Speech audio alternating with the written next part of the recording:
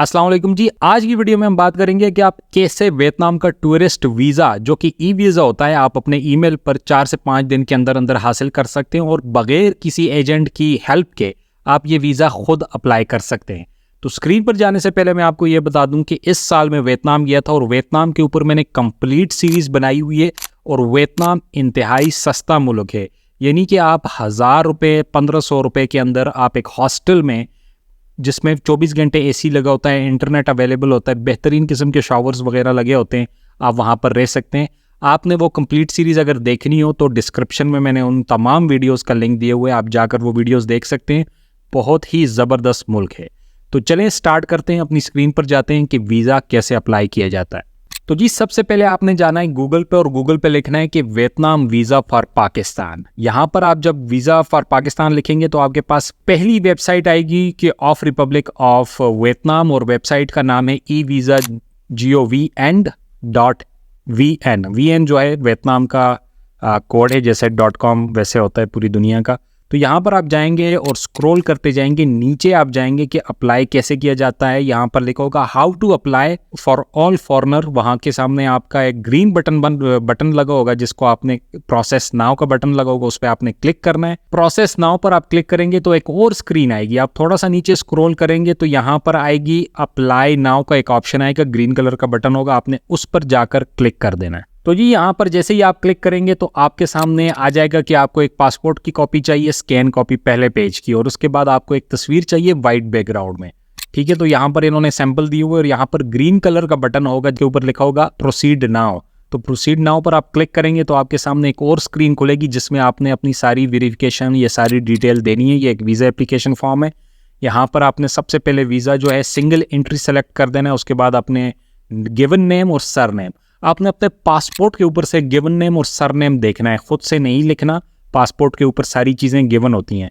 उसके अलावा आपने डेट ऑफ बर्थ लिख लेनी है, अपनी नेशनैलिटी लिख लेनी है, nationality at birth, place of birth. Place of birth जो है ये भी आपकी पासपोर्ट के ऊपर लिखा होता है। तो ये तमाम चीज़ें आपने पासपोर्ट साथ रख के मैच करके चीज़ें अप्लाई करनी है और आपने एड्रेस भी वही लिखना है जो पासपोर्ट के ऊपर है। तो ये तमाम चीज़ें बहुत ज़्यादा इंपॉर्टेंट है। अपना फ़ोन नंबर आपने लिखना है, ईमेल आईडी देनी है उनको, ईमेल एड्रेस देना है। उसके बाद आपने अपना रिलीजन, ऑक्यूपेशन, कोई भी स्कूल का, जिस भी कंपनी में आप काम करते हैं, कोई भी कंपनी है आपकी अपनी, कोई दुकान है, कुछ भी, आप सारी चीज़ें लिख सकते हैं। पासपोर्ट नंबर लिख सकते हैं। पासपोर्ट ऑर्डिनरी है या डिप्लोमेट है, ऑर्डिनरी पासपोर्ट आपने सेलेक्ट करना है।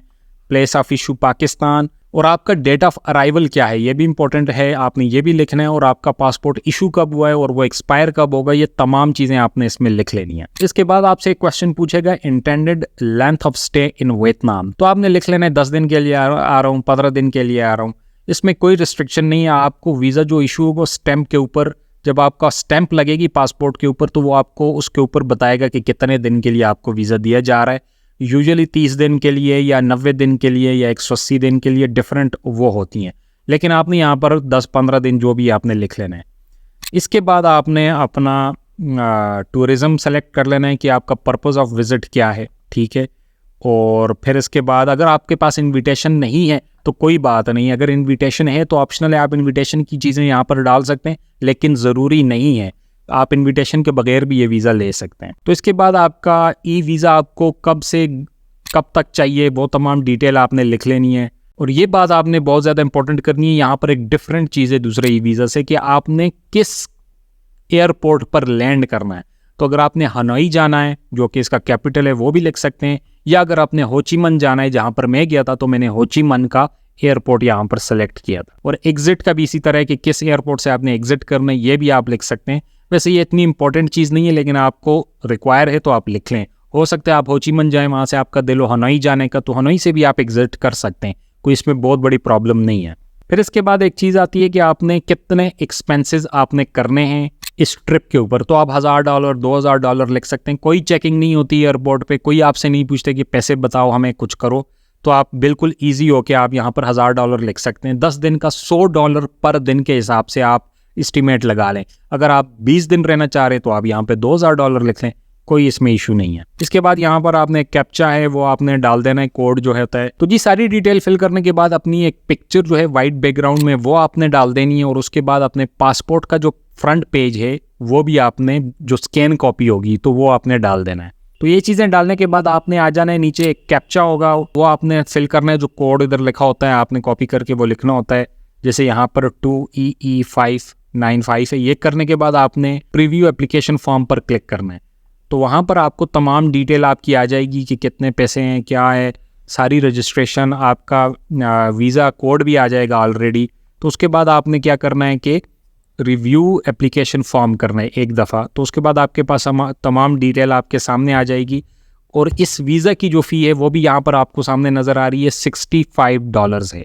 तो आपने $65 की जाके यहाँ से पेमेंट कर देनी है। आपने अपना कंट्री सेलेक्ट करना है, पाकिस्तान है, इंडिया है, कोई भी कंट्री है, आपने वो सेलेक्ट करना है। सेलेक्ट करने के बाद आपने वहाँ से अपने कार्ड से पेमेंट कर देनी है, और पेमेंट होने के बाद आपका एप्लीकेशन प्रोसेस कंप्लीट हो जाएगा। प्रोसेस कंप्लीट होने के बाद सिर्फ 3 से 4 दिन या 5 दिन भी लग सकते हैं, मैक्सिमम 6 दिन भी लग सकते हैं। आपका ई वीज़ा आपके ईमेल एड्रेस जो आपने प्रोवाइड किया होगा उसमें, उस पर आ जाएगा, और आपका ईमेल इस तरह आपको नज़र आएगी। मैं आपको यहाँ से दिखा देता हूँ। तो देखिए ये ईमेल आई हुई है कि dear applicant, thank you for Vietnam e visa application, your e visa is ready और your payment has been approved and your application has been successfully complete, you can download your e visa. तो यहाँ पे नीचे link दिया हुआ है और आप उनका e visa download, e visa पे क्लिक करेंगे तो आपका वीज़ा इस तरह आपके सामने आ जाएगा। और ये आप देख रहे हैं पूरा ई वीज़ा, और इसके ऊपर पूरी डिटेल है, वियतनामीज़ ज़बान में भी है और इंग्लिश की लैंग्वेज में भी है। तो ये आपने डॉक्यूमेंट प्रिंट करना है, और जहाँ जहाँ आपको रिक्वायर होगा यही डॉक्यूमेंट आपने दिखाना है इमिग्रेशन पे, पाकिस्तान में भी और पाकिस्तान से बाहर भी जहाँ पर आप जा रहे हैं।